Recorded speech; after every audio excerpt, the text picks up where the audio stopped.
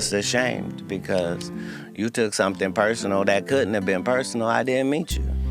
That's how it would have gone if I wasn't there, because the truth is, I wasn't there. All of this happened before I got there. What happened with the check when the security guy gave when the check? when I asked what the person had said, I said, well, I don't understand. I don't understand why he's so angry.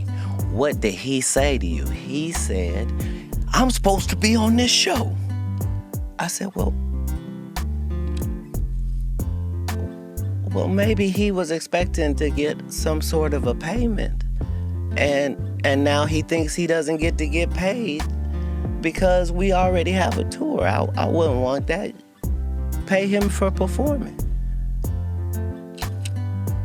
So he got the check of the performer. This is what he's angry about. Imagine the audacity. Remember, your story is that I'm kicking you the fuck out. Get out and lock arms and don't let him in. And paying you? Make it make sense, King. So, either you're smaller than I think or I'm bigger. Either one.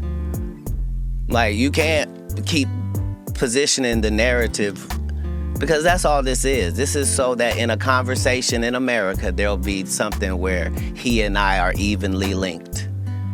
And only people in his hometown are floating that narrative. I'm really him.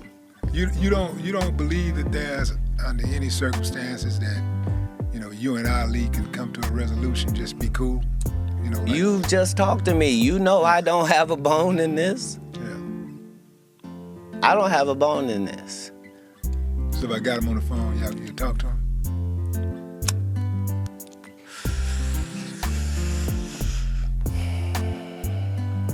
I would have gave him the celebrity boxing match he asked for if I thought he was a celebrity.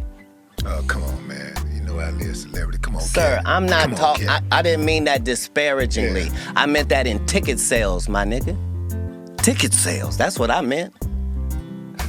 I meant I'm doing 7,000 in your hometown while you go do 300. I'm not being disrespectful. I'm talking statistics. I'm talking about the biggest and baddest thing going. And you, a person trying to get in, why would you be mad? It's ridiculous.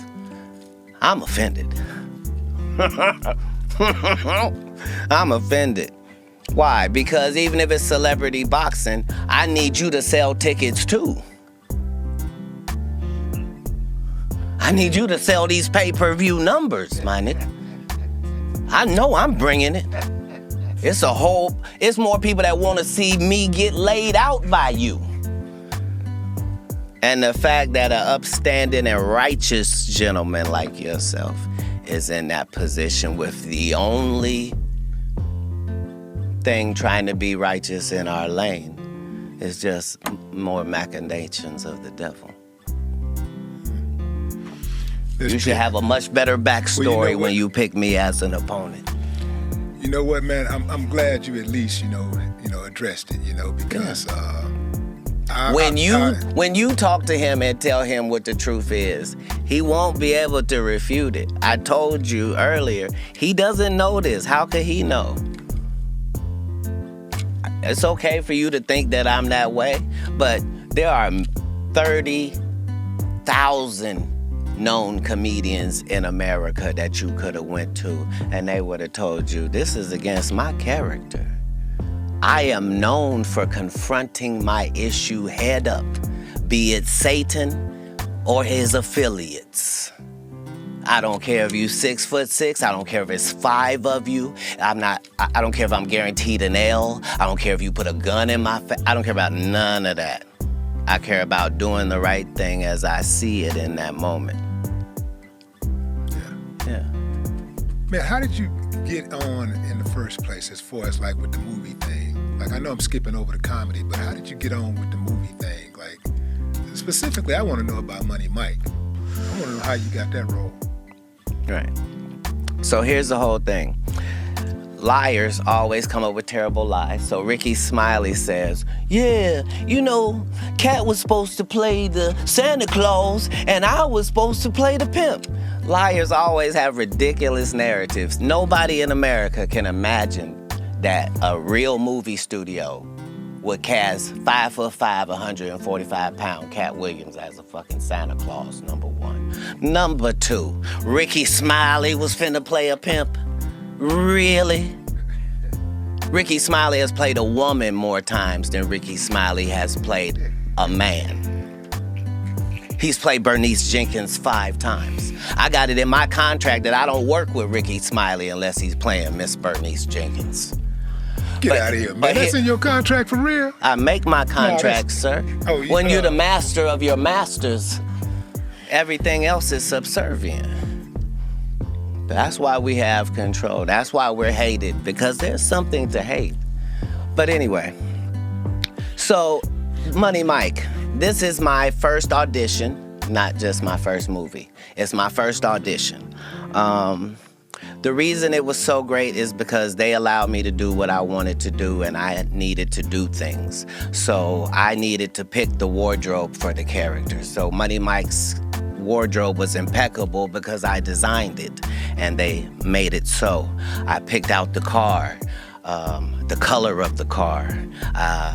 They had a guy playing a pimp. I need this to be an actual pimp. We need Bishop Magic Don Juan. Everything I had to do.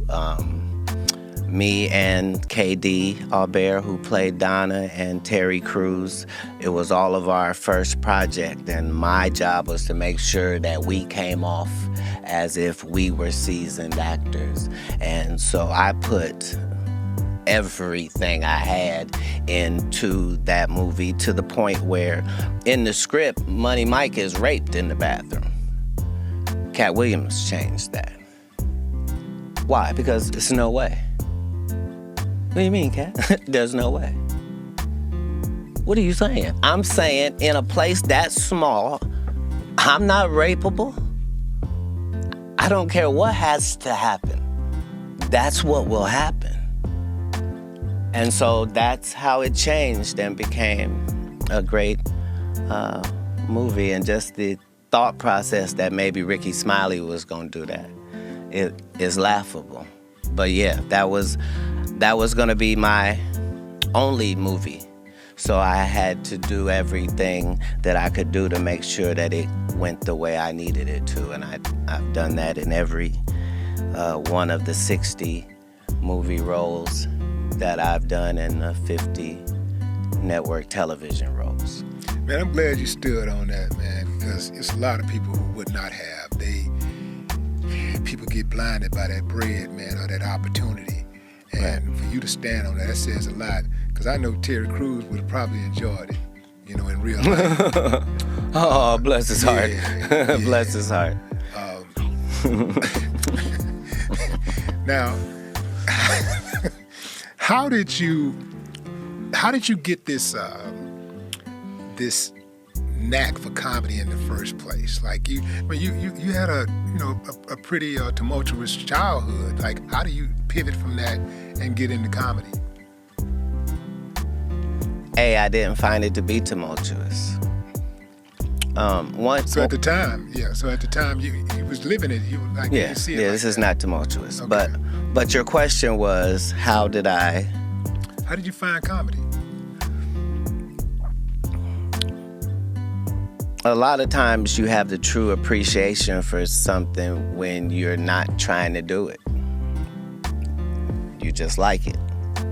So that's the relationship that I had with music, and it was the relationship that I had with comedy. So musically, I could listen to Pearl Jam and the Ghetto Boys. Like, I could listen to 9 Inch Nails, and I could listen to Prince, and I could do that. And comedically, I found that I could do that too. It didn't matter what the comedy person looked like, or how they were built, or where they were from. If they were funny, I was gonna be able to tell. So I understood that Don Knotts was out there working his ass off as Barney Fife. I understood he wasn't doing the same job as the rest of them. I understood that laughter is an emotion, and anytime you can tap an emotion, that's very powerful, regardless of what emotion you're tapping. When you're tapping these emotions, before you deliver the joke, are you cognizant of what it's gonna take to like deliver that joke? Like, are you already knowing that I know for a fact I don't have to practice this? They're gonna be with this right here. When I say this, oh, I'm gonna get them.